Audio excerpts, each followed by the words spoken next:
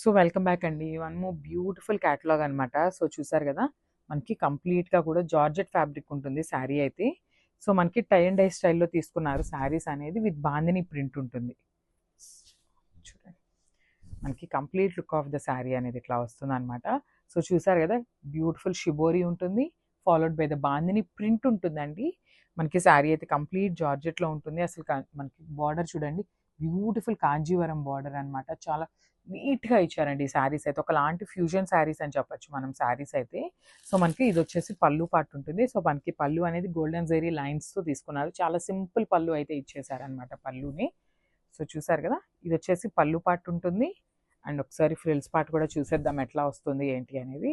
Wow, చూసారు కదా, చాలా అంటే చాలా నీట్గా షిబోరి ప్రింట్తో తీసుకున్నారు. సో అప్పర్ బాడీ అంతా కూడా మనకి షిబోరి ప్రింట్లో తీసుకున్నారు. అండ్ దెన్ లోయర్ పార్ట్ అంతా కూడా బాందినీతో తీసుకున్నారండి. శారీ అనేది అంతా కూడా కంప్లీట్గా మనకి ఇట్లానే వస్తుందన్నమాట. చాలా నీట్గా ఉంది. విత్ లైట్ వెయిట్ ఉంటాయండి శారీస్ అయితే. చాలా అంటే చాలా లైట్ వెయిట్ ఉంటుంది. దట్టు మనకి జార్జెట్ కాబట్టి చాలా బాగుంటాయి శారీస్. బాడీ హగ్గింగ్ ఉంటుంది.